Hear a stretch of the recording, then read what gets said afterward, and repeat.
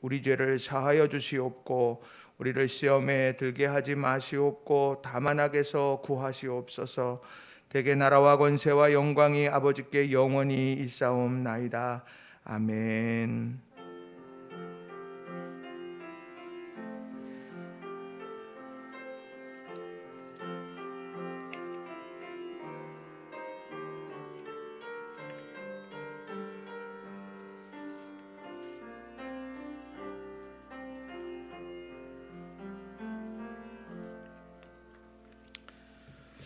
오늘 우리에게 주신 하나님 말씀은 누가복음 5장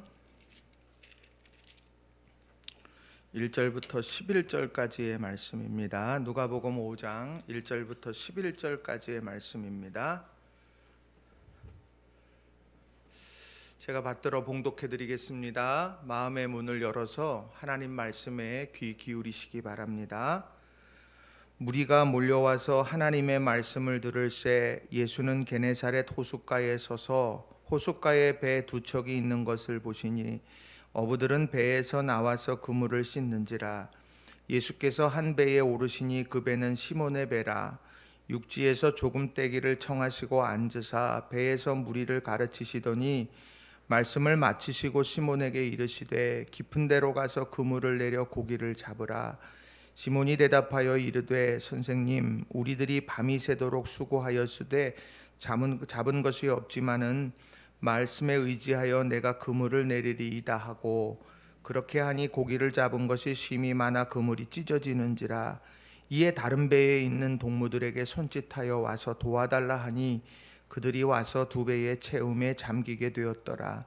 시몬 베드로가 이를 보고 예수의 무릎 아래 엎드려 이르되 주여, 나를 떠나소서, 나는 죄인이로소이다 하니 이는 자기 집 자기와 함께 있는 모든 사람이 고기 잡힌 것으로 말미암아 놀라고 세베대의 아들로서 시몬의 동업자인 야고보와 요한도 놀랐습니다. 예수께서 시몬에게 이르시되 무서워하지 말라. 이제 후로는 내가 사람을 취하리라 하시니 그들이 배들을 육지에 대고 모든 것을 버려두고 예수를 따르니라. 아멘.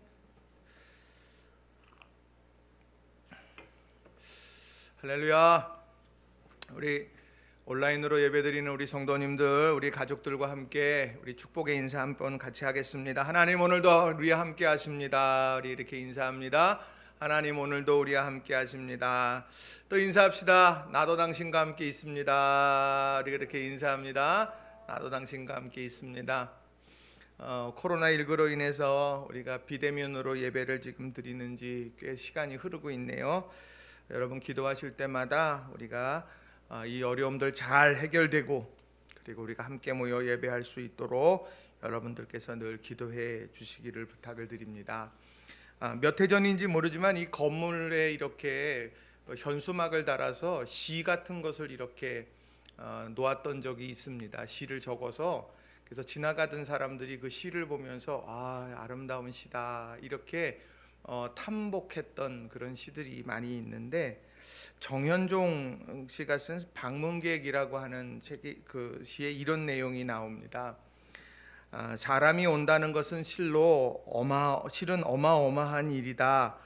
그는 그의 과거와 현재와 그리고 그의 미래와 함께 오기 때문이다. 한 사람의 일생이 오기 때문이다.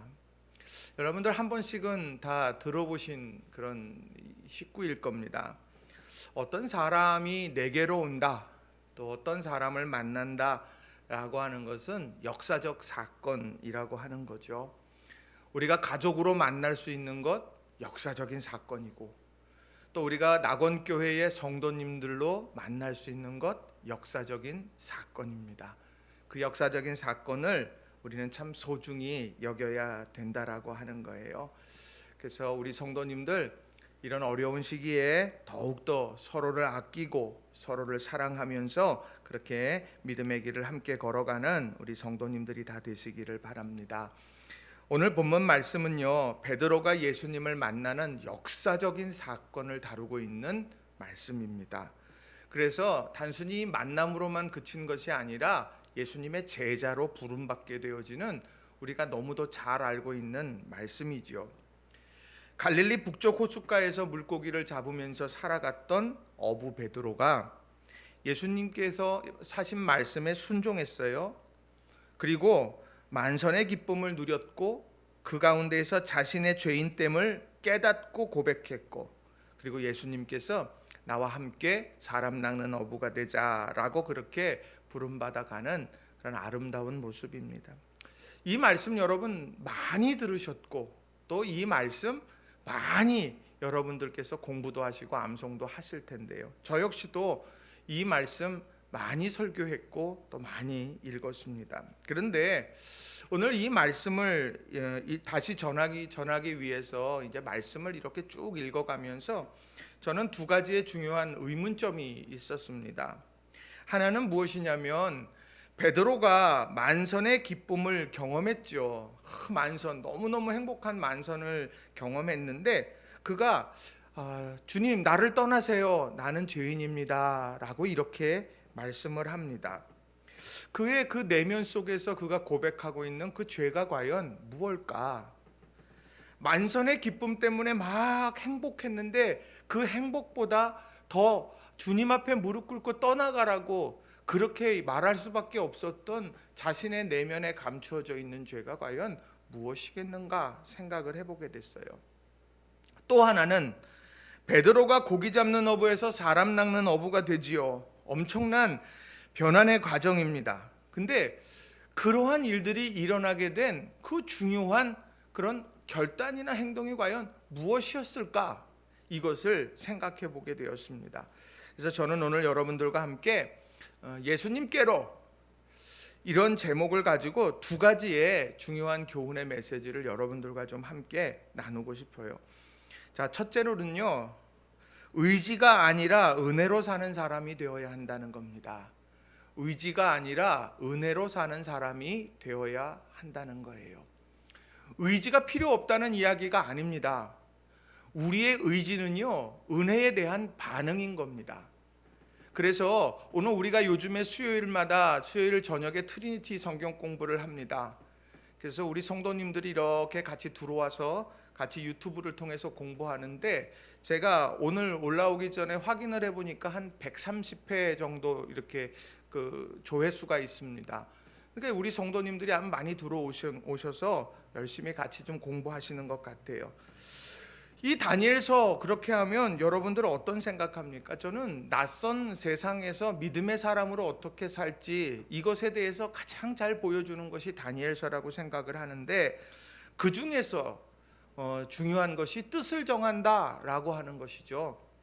뜻을 정해서 왕이 내려주는 음식이 아니라 나는 하나님의 사람으로서, 내가 하나님의 사람으로서 내가 낯선 땅에서 살겠다, 그렇게 뜻을 정하였죠. 오늘 그런 뜻을 정하는 것, 이것은 내가 내 안에서 그냥 뜻을 정해야 되겠다 되는 것이 아니라 은혜를 경험하지 않고는 뜻을 정할 수 없는 거예요. 그 은혜 없이 뜻을 정한다는 것은요, 우리가 금방 그것이 시들해질 수 있다라고 하는 것이죠. 그런데 오늘 본문에 보면은요, 그나마 그 의지, 뜻을 정하는 의지조차도 없는 그런 사람이 한 사람 나옵니다. 자, 누가복음 5장 1절 2절에 보면 이렇게 기록을 해요. 무리가 몰려와서 하나님의 말씀을 들을새 예수는 게네사렛 호숫가에 서서 호숫가에 배 두 척이 있는 것을 보시니 어부들은 배에서 나와서 그물을 씻는지라, 이렇게 말합니다. 많은 사람들이 하나님 나라의 복음을 듣기 위해 게네사렛 호숫가에 모였습니다. 한 말씀도 놓치지 않으려고 귀를 쫑긋 세우고 그렇게 예수님의 말씀을 듣는데, 반대로 어부들이 그 같은 게네사렛 호숫가에 있지만 그들은 지금 배에서 나와서 그물을 씻고 있다라고 하는 겁니다. 그물을 씻는 것, 이것이 무엇일까요? 지금 정리하는 겁니다. 밤이 새도록 그물을 던졌던 것, 그것을 거두었으니까 다음날 다시 이 그물을 내어 던지려면 그러면 그걸 가지고 잘 정리를 해야만 했습니다. 그래서 미래를 위해서 지금 준비하면서 그물을 손질하고 있는 거예요. 흔히 어촌을 지나가다가 만나는 그런 일상적인 촌부들의 모습 아닙니까? 근데 어찌 보면 또 지금 당장 내가 살아가는 것, 그것에 있어서 내가 거기에 모든 신경을 곤두서 가면서 내가 바쁘게 일상의 삶을 살아가고 있는 현대인의 모습처럼도 보입니다.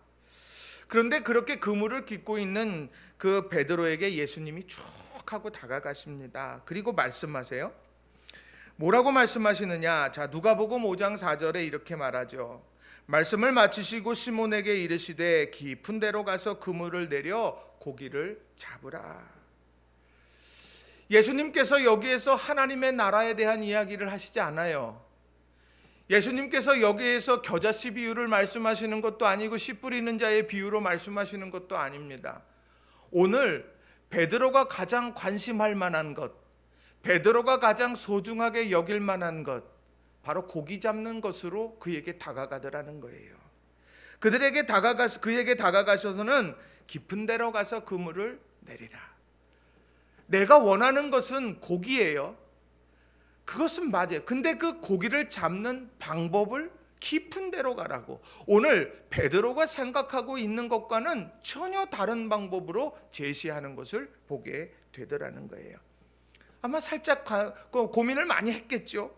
그런데 결국 그가 무엇이라고 말합니까? 5장 5절에 시몬이 대답하여 이르되 선생님, 우리들이 밤이 새도록 수고하였으되 잡은 것이 없지만은 말씀에 의지하여 내가 그물을 내리리이다. 그가 그물을 내렸고 그 결과 5장 6절에 그렇게 하니 고기를 잡은 것이 심히 많아 그물이 찢어지는지라.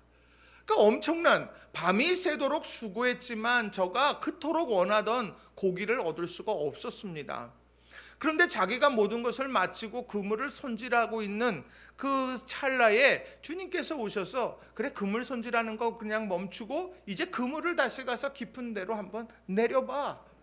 그랬더니 그 말씀, 내가 썩 내키지는 않지만 그러나 내가 그 말씀을 따라서 그물을 내렸더니 만선의 역사가 일어났어요. 저는 이 부분을 볼 때마다 아주 생각나는 TV 프로그램이 하나 있습니다.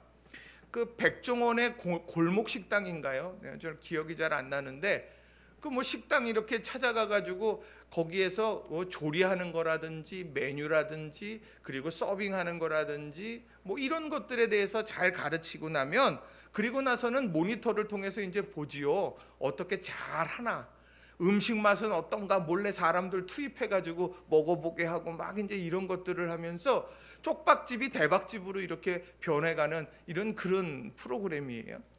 근데 그 생각이 나는 겁니다. 지금 밤이 맞도록 수고해가지고 그물을 내렸는데 하나도 못 건졌습니다. 쪽박이죠. 그런데 주님께서 짠하고 나타나셔서 그물을 깊은 데로 가서 걷어. 썩 내키지 않아요. 내 주관이랑 틀려요. 근데 말씀 의지해서 한번 하겠습니다 하고서 그렇게 했더니 그물에 고기들이 많이 잡혀갖고 옆에 친구들, 옆에 배에도 다 부탁해서 같이 거둘 수밖에 없는 그 정도로 만선이 됐어요. 대박집이죠. 쪽박에서 대박집으로 바뀌었어요. 완전 해피엔딩 아닙니까? 얼마나 행복해요? 정말 좋은 건 대단한 사건이죠. 아주 프랭카드 걸어야 되는 거 아닙니까? 예수님 감사합니다. 네, 이런 거 걸어야 되는 그런 엄청난 사건입니다. 그런데요, 이렇게 해피엔드 여기까지만 딱 끝나는 건 세상에서 가장 다 원하는 것들입니다. 세상은 쪽박에서 대박집이 되면 그걸로 끝이에요. 그것이 다예요. 그런데 오늘 어떻느냐? 그 뒤에 이런 장면이 나오더라는 거죠. 누가복음 5장 8절입니다. 시몬 베드로가 이를 보고 예수의 무릎 아래 엎드려 이르되 주여 나를 떠나소서 나는 죄인이로소이다 하니. 베드로가 떠나가라고 말합니다. 정말 대박집으로 만들어진 그것만이 내게 정말 중요한 목적이었다면 예수님 어디 가세요? 맛이나 보지 말게 하지 어딜 가세요? 이제 대박의 맛을 보게 하시고는 어딜 갑니까? 다음은 깊은 데로 그물을 내릴까요? 낮은 데로 그물을 내릴까요? 동쪽에 내릴까요? 서쪽에 내릴까요? 이거 물으면서 자꾸 못 갑니다. 어딜 가십니까? 이렇게 하는 것이 세상의 모습일 것 같아요. 사람들하고 기뻐 춤추며 내가 귀인을 만났다고, 내가 오늘 잊어버릴 수 없다고 귀인을 만난 날이라고 그렇게 행복해야 될 날인데 이 베드로가 갑자기 예수님의 무릎 아래 엎드려서 나는 죄인입니다, 나를 떠나세요 라고 이렇게 고백하고 있다는 거죠. 왜일까요? 만선 너머에 이런 깊은 죄에 대한 깨달음, 지금 그가 고백하고 있는 그 죄는 과연 무엇이겠느냐는 거예요. 베드로의 면면을 보세요. 이 사람은 성실한 사람이에요. 열정의 사람이에요. 밤이 새도록이요 그물을 내릴 수 있는 열정의 사람입니다. 어느 정도 하다가 아유 야, 이거 너무 오늘은 아닌가 보다, 그리고 그물 다 그냥 걷어버리고 에이 잠이나 집에 가서 자야 되겠다, 그런 사람이 아니라 밤이 새도록 자기가 할 수 있는 모든 일을 다 했던 사람이 베드로예요. 그리고 다음 출항을 위해서 그 피곤한 몸을 그대로 방치하지 않고, 피곤한 몸을 그냥 누이지 않고 그 그물을 하나하나 다 손질하면서 내일을 준비하는 성실한 사람이요 열정의 사람이라는 거예요. 또 그는 경청의 사람입니다. 지금 예수님이 찾아와서 예수님께서 깊은 데로 가서 그물을 내리라고 이야기했습니다. 근데 이 베드로는 어떻게 합니까? 그것을 말씀 의지하여 내가 한번 그물을 내리겠습니다 라고 말합니다. 예수님은, 예수님에 대해서 베드로는요 지금 소문을 들어서 많이 알았을 거예요. 사람들이 정말 게네사렛 호숫가에 그렇게 많이 모여가지고 말씀을 듣고 있으니 아이고 저분이 누군가, 또 그물을 기우면서 이렇게 수선하면서 예수님이 하시는 말씀이 이렇게 귀에 들려왔을 거예요. 아 저런 대단한 분이시구나. 그런데 그분이 나중에 보니까 나사렛 목수예요. 나사렛에서 자라났고 목수 예수님이에요. 그 목수가 어부에게 지금 조언하는 것 아닙니까? 그런데도 불구하고 그는 그 말씀을 듣더라는 거예요. 경청의 사람이 된다는 거죠. 또 오늘 본문에 보면 이 사람은 굉장히 성취한 사람입니다. 예수님께서 깊은 데로 가서 그물을 내리라고 했더니 만선이 됐어요. 그 만선이 되어졌을 때 너무도 많아서 그물이 찢어질 정도가 됐죠. 그래서 7절에 보면 이에 다른 배에 있는 동무들에게 손짓하여 와서 도와달라 하니 그들이 와서 두 배의 채움에 잠기게 되었더라. 다른 사람들에게 그래 이거 다 거두어야 돼, 이 물고기 다 거두어야 돼, 그렇게 하고서 옆에 친구들에게 도움을 청하면서 마침내 그것을 마무리 짓는 그런 성취의 기쁨도 경험한 사람이에요. 성실한 사람이에요. 열정의 사람이에요. 경청의 사람이에요. 그리고 또 자신의 일에서 성취를 경험한 사람입니다. 정말 어찌 보면 세상에서 말하면 이처럼 모범적인 사람이 없을 겁니다. 그런데 오늘 그러한 삶의 모습을 완전히 뒤어바꾸는 전환이 오늘 이루어진다는 거예요. 겉으로 봐서 그렇게 아주 모범적인 사람처럼 보였는지 모르지만 그 내면을 바라봤더니, 주님과의 만남 속에서 그 내면을 살펴봤더니 죄투성이더라는 거죠. 자신의 본 모습을 발견하게 됐다는 거예요. 그 본 모습이 무엇인데요? 오늘 베드로에게 있어서 그 본 모습이 뭔데요? 자기는 성실했고 그물을 기었고 예수님 말씀하시니까 말씀을 의지해서 그물을 내렸는데, 그리고 주님 주신 축복 앞에 내가 그것을 건져내려고 두 배에 가득 채우려고 친구들한테 도움 청했는데 도대체 뭐가 그의 삶의 죄가 되겠느냐는 거예요. 도대체 뭐가 베드로의 죄냐는 거지요. 저는 그 죄에 대해서, 그 죄가 뭘까 고민하면서 찾은 본문이 로마서 7장 20절의 말씀입니다. 로마서 7장 20절에 보면 이런 말씀이 있어요. 만일 내가 원하지 아니하는 그것을 하면 이를 행하는 자는 내가 아니요 내 속에 거하는 죄니라. 만일 내가 원하지 아니하는 그것을 하면 이를 행하는 자는 내가 아니요 내 속에 거하는 죄니라. 오늘 이 얘기는 뭐냐? 내가 원하는 것은 뭐냐면 하나님이 기뻐하시는 일을 하는 거예요. 내가 그토록 원하는 거예요, 바울 사도가. 그런데 그렇게 하고 싶은데 그렇게 하지 못하게 돼요. 자꾸 내가 원하지 아니하는 그것을 자꾸 하게 되는 거예요. 그리고 그걸 행해요. 근데 그 행하는 주체가 뭐드냐 보니까 내가 아니요 내 속에 거하는 죄다. 나는 하나님의 형상대로 지음받은 사람이에요. 나는 오늘도 하나님이 사랑하는 자녀예요.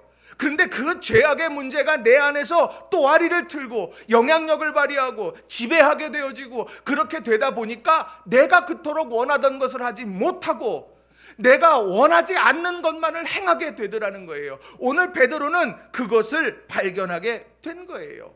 겉으로 볼 때는 성실했고 열정의 사람이고 경청의 사람이고 그는 성취의 사람일지 모르지만 그 내면에 보니까 내가 정말 나를 이끌어가는 것, 그것이 죄였구나, 이것을 발견하게 되었다라고 하는 거예요. 우리 삶에 이런 거 쉽게 찾아볼 수 있어요. 사람들은 그래요. 야, 사람이 주관이 있어야지, 사람이 의지를 가지고 살아야지 이야기를 합니다. 너 그렇게 소신이 없어? 라고 그렇게 이야기를 합니다.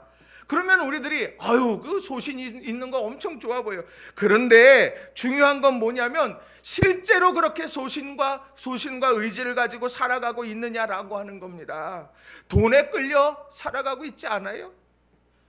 돈에 끌려 살아갈 수도 있어요. 경험에 끌려서 살아가지 않아요? 명예에 이끌려가지고 명예 그걸 찾아서 살아가지 않아요? 이익에 끌려 살아가지 않습니까? 자존심 따라서 살아가는 것 아닙니까?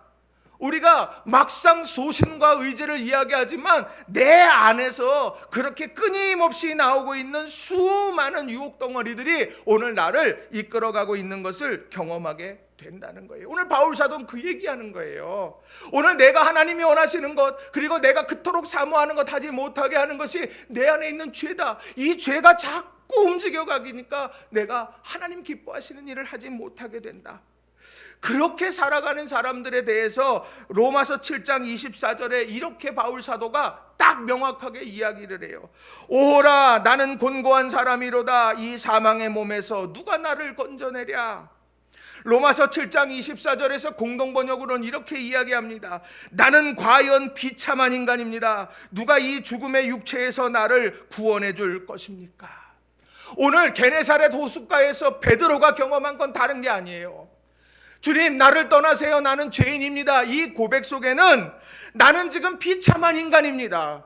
오늘 내가 겉으로는 성실한 사람처럼 보이고 열정의 사람처럼 보이고 그러지만 내 안에는 지금 썩어 문드러져 가고 있는 거예요. 내 삶에 지금 죄악이 내 가운데에서 끊임없이 용솟음칩니다. 제가 말씀 준비하면서 마음속에서 베드로를 이렇게 생각해 봤어요. 아니, 목수 집까짓게 뭔데 나한테 깊은 데로 가갖고 하라고 그래. 하나님 말씀 전환되면 전하면 되지, 뭐하러 내 인생에 개입을 해. 어쩌면 그렇게 이야기했을지도 몰라요. 내가 이 영역에선 내가 왕인데, 내가 나보다도 뛰어난 사람이 없는데 무슨 얘기를 하고 있는 거야. 내가 지금 그물 깁는 거 보이지 않아? 난 내일을 위해 준비하는데 왜 오늘 지금 그물을 내리라고 말해. 어찌 보면 그런 원망과 어찌 보면 그런 불만, 그런 게 내 안에 꿈틀거리지 않았겠느냐는 거예요.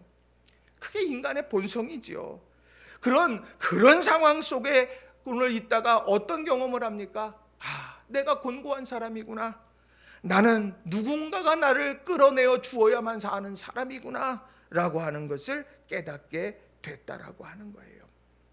오늘 의지보다 중요한 건 은혜입니다.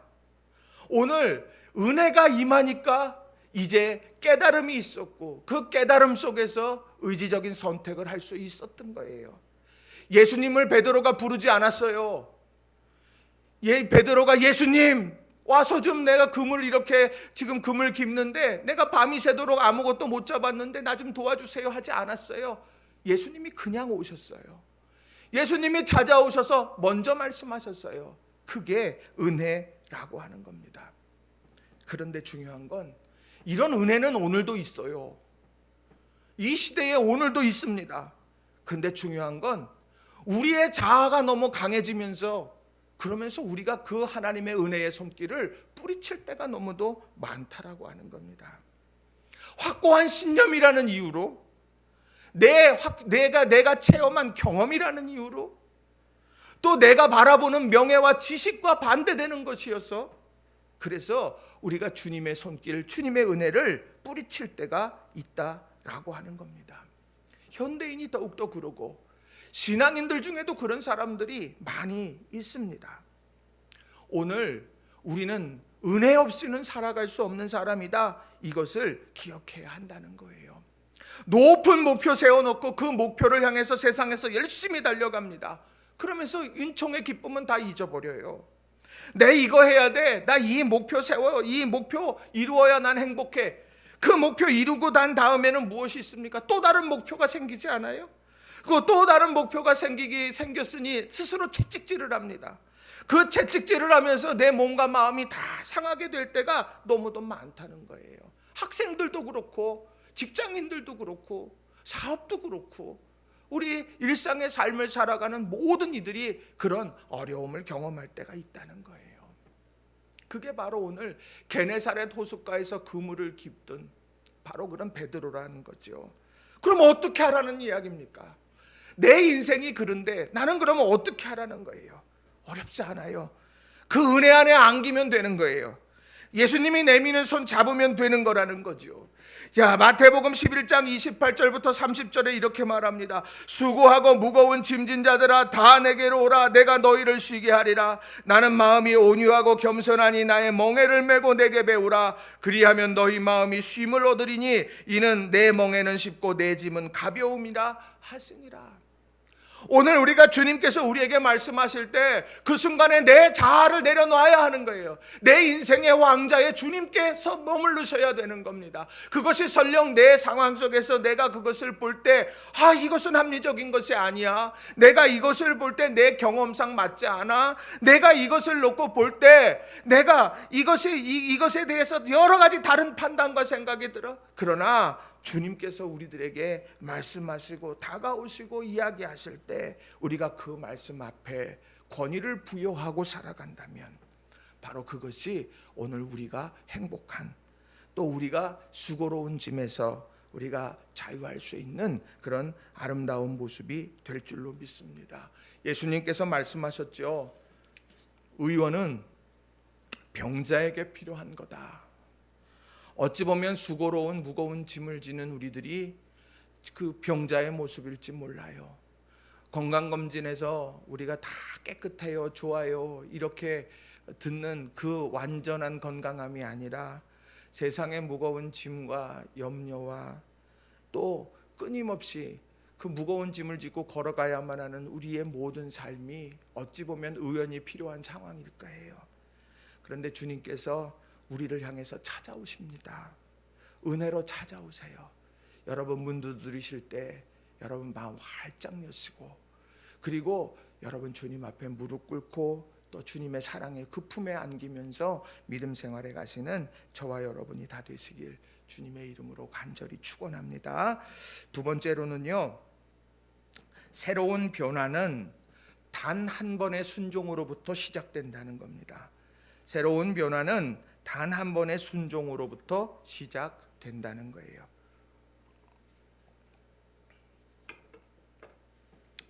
베드로의 삶이요, 예수님과의 만남을 통해서 완전히 변화됐습니다. 자신의 죄인됨을 고백했어요. 내 인생의 왕좌에 내가 앉았었는데 이게 아니었구나. 그것을 깨달으면서 주님 앞에 나를 떠나달라고 이야기를 했는데 예수님께서 도리어 베드로에게 사명을 주십니다. 자, 누가복음 5장 10절 하반절에 이렇게 말씀이 있어요. 예수께서 시몬에게 이르시되 무서워하지 말라. 이제 후로는 내가 사람을 취하리라 하시니. 죄에 대한 깨달음이 있으면 두려움이 밀려들 것 같잖아요. 그럼 내가 너무 두려워요. 이 죄를 하나님께서 벌하셔서 내게 큰 어려움을 당하게 하고 나를 힘겹게 만드시는 것 아닌가? 근데 아니더라고요. 오늘 그 죄악을 깨닫고 났는데 뭐라고 말씀하시느냐? 무서워하지 말라 이야기를 합니다. 그리고 도리어 뭐라고 말씀하냐? 이제 후로는 내가 사람을 취하리라. 사람 낚는 어부가 되게 하리라. 이렇게 사명을 부여하시더라는 거예요. 자기 자신을 보고 자기 자신을 깨달을 때 하나님께서 그때를 보시면서 준비가 됐구나. 그러면서 그에게 사명을 주시더라는 거죠. 그런데 이런 엄청난 변화의 첫 단추가 과연 무엇일까라고 하는 겁니다. 저는 단 한 번의 순종으로부터 시작했다는 거예요. 멀리 보고 내가 인생의 길에서 내가 주님을 따르는 길에서 알파부터 Z까지를 다 보고 오메가까지 보고서 그리고 내가 그 사명의 길에 들어선 것이 아니라 오늘 베드로가 새로운 변화를 경험하게 된 것은 단 한 번의 순종이었던 거예요. 자, 누가복음 5장 5절의 말씀을 보시면 이렇게 기록합니다. 시몬이 대답하여 이르되 선생님 우리들이 밤이 새도록 수고하였으되 잡은 것이 없지만은 말씀에 의지하여 내가 그물을 내리리이다 하고. 오늘 베드로가 지금 계속해서 말씀을 의지해서 그물을 내리겠다고 말한 게 아닙니다. 지금 그는요, 지금 그물을 손질하다가 예수님이 하시는 말씀, 깊은 데 가서 그물을 내려 그러니까 아유, 이번 한 번만 내가 한번 해보리이다. 내가 이번 한 번만 내가 그물 내려 봐야 되겠습니다. 또는 내게 이런 얘기 하지 마세요. 이런 것이 뉘앙스에 담겨져 있다라고 하는 거예요. 내가 생각해 볼 때 이거는 경험적으로도 안 돼요. 날이 밝으면 물고기들이 깊은 데 있지 않고 얕은 데 가고 잠들어 있어요. 없어요. 그런데 깊은 데 가서 무슨 그물을 들여요? 내릴 필요가 없지요. 그렇지만 말씀하시니 내가 단 한 번 해보겠습니다. 그렇게 하고 그 단 한 번 순종함으로 말씀 의지해서 그물을 내렸다는 거예요. 신앙생활은요, 그렇게 시작하는 거예요.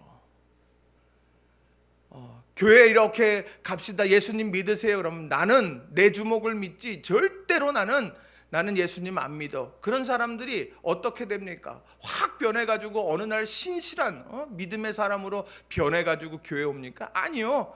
처음에 와가지고 처음에 한 번 와가지고 팔짱 끼고서 무슨 얘기 하나 들어보자 그러다가 팔짱 풀르는 거고 다리 풀르는 거고 그렇게 하고 어느 순간에 눈물 흘리고 기도하는 것 아닙니까? 제가 아는 한 분도 그런 분이 있었습니다. 교회 한번 오니까 부인이 그토록 가자 그러니까 쫓아가서 그 자리에 그냥 앉아만 있다 온 거예요. 앉아만 있는데 어떻게 했느냐, 이분이 굉장히 아주 석학이에요. 이제 교수님들 이렇게 하고서 아마 다리도 꼬고 이렇게 하고서 이제 무슨 얘기를 얼마나 좋은 얘기를 하나, 아마 이런 얘기를 이렇게 하나 들어볼 요량이었던 것 같아요. 근데 두 번째로 가니까, 두 번째 가서 이렇게 말씀을 듣고 세 번째 가니까 점점 이렇게 풀렸던 것이 이렇게 좀 내려오더라는 거예요. 이렇게 누워져 있던 자세가 조금 더 바라지고 다리 꼬던 것이 이렇게 내려지고, 그러더니 어느 순간에요, 아멘 하더라는 거예요. 아멘. 아니, 그런 과정들이 얼마나 많습니까? 처음부터 신실하게 되는 것은 아니더라는 거예요. 오늘 본문에 베드로가요, 위대한 사도 베드로가 된 것, 그것이 미리미리 준비되었기 때문에 된 것이 아닙니다. 오늘 그는요, 주님의 부르심 앞에 주님의 말씀하셨을 때 주님 말씀 의지해서 내가 이번 한 번만 하겠습니다. 그 한순간에 점이 모여서 선이 되는 거예요. 그 선이 모여서 그것이 확장되면 길이 되는 거예요. 오늘 우리들은요, 그래서 이런 원대한 꿈보다 오늘 내가 이 순간에 오늘 하루 내게 하나님께서 깨달음을 주시고 감동을 주시고 은혜를 주실 때 내가 과연 어떻게 믿음으로 순종하고 감동에 따라 살아가고 있느냐라고 하는 것, 그것이 우리에게 중요한 거예요. 여러분, 일주일을 살아가면서 주님께서 내 마음 한 번도 안 두드리시는 것 같다. 여러분, 그거 잘 보셔야 돼요. 여러분, 아이고 내가 잘 사나 보다 그러니까 주님이 말씀 안 하시는 거지. 아니요. 주님께서 여러분의 삶에요, 마음의 소원을 품게 자꾸 하셔야 그게 은혜롭게 인도함을 받는 거예요. 아이고 내 인생의 주인은 나야. 주님 뭐라 하시든 난 내 마음대로 살아. 그러면 아무리 주님이 얘기해도 그게 귀에 하나도 안 들리는 거예요. 여러분들 믿음 안에서 정말 주님께서 주여 내 마음의 소원을 품게 해주세요. 하나님, 내 마음에 두려움이 아니라 하나님의 사랑의 마음이 내 안에서 품어지게 해주세요. 내 마음의 설레임이 회복되게 해주세요. 우리는 그렇게 기도하면서 살아가야 되는 거예요. 단 한 번의 순종, 이게 얼마나 중요한지 모릅니다. 그물을 깁고 있던 베드로의 심정이 어떠했을까요? 내일의 출항을 준비하는 성실한 모습일지 모르지만 그 내면은 달랐을 거예요. 내가 나를 사랑하지 못하고 끊임없이 높은 이상을 만들어 놓고는 스스로 자책합니다. 내가 이만큼 해야 되는데 나 이만큼 못해. 그렇게 되지 못하니까는 열등감에 빠져서 살아가게 되기도 하죠. 이거 세상은 정글과도 같은 곳이야. 그러니까 난 그 정글에서 모든 것 다 이기고 맨 꼭대기, 피라미드 맨 꼭대기로 올라가야 돼. 그리고 내가 이 세상 내가 무엇인가 소유를 쥐지 못하면 불안하고 내가 노후에 어떻게 살아가야 되고 또 내가 오늘 이 시대를 어떻게 살아가야 될까 염려와 두려움으로 넘치게 돼요. 그럴 때에 그런 마음, 그런 심정으로 그물을 깃고 있었던 거라는 거죠. 그런 삶에 주님이 찾아오신 거예요. 주님이 찾아오셔서 깊은 데로 가서 그물을 내려라. 말씀 의지하여서 내가 그물을 내리겠습니다. 그랬더니 하나님께서 그 모든 역사, 주님께서 그 역사를 이루어 주시더라는. 그러니까 여기서 교훈은 뭐예요? 여러분, 주님께서 수도 없이 여러분의 삶에 말씀하실 때 단 한 번이라도 순종할 수 있는 믿음의 사람들이 되시기 바랍니다. 오늘 한 번, 내일 한 번, 모레 한 번, 글피 한 번, 이런 한 번이 모여서 결국 우리의 인생을 주님이 기뻐하시는 아름다운 삶으로 만들어가게 된다는 거예요. 이 베드로는요, 이런 과정을 게네사렛 호숫가에서 경험하면서 주님을 바라보는 시선이 바뀌었어요. 자, 5절을 보세요. 시몬이 대답하여 이르되 선생님, 우리들이 밤이 새도록 수고하였으되 잡은 것이 없지만은 말씀에 의지하여 내가 그물을 내리리이다 하고. 8절, 시몬 베드로가 이를 보고 예수의 무릎 아래 엎드려 이르되 주여, 나를 떠나소서, 나는 죄인이로소이다 하니. 선생님에서 주님으로 바뀌었습니다. 내 인생의 주인은 내가 아닙니다. 당신이 선생이어서 내게 가르침을 주고 내게 삶을 어떻게 살아갈지 지혜를 주시는 단순한 그런 조력자가 아니라 이제 예수님은 나의 왕이시오 주님이십니다. 이렇게 고백하는 것으로 바뀌었습니다. 무엇 때문에요? 단 한 번의 순종함을 통해서, 체험하게 된 역사를 통해서 그의 인생이 완전히 바뀌게 됐다는 거예요. 이 비결을 안다면 우리가 하나님 말씀을 재단하려고 하면 안 되는 거예요. 우리가 하나님의 말씀 앞에 아멘, 아멘, 아멘, 우리가 이것을 회복하면서 믿음의 길을 걸어가는 저와 여러분 되길 바랍니다. 단 한 번의 순종으로 만선의 기쁨을 누리시는 우리 성도님들 다 되시기 바랍니다. 단 한 번의 순종으로 자신의 실체를 깨닫는 은혜를 경험하시는 우리 성도님들이 되시기를 바라요. 단 한 번의 순종으로 사람 낚는 어부의 사명, 그것을 부여받고 펼쳐가는 그런 아름다운 상급의 기회를 경험하는 우리 모든 성도님들 한 분 한 분이 다 되시길 주님의 이름으로 간절히 축원합니다. 말씀을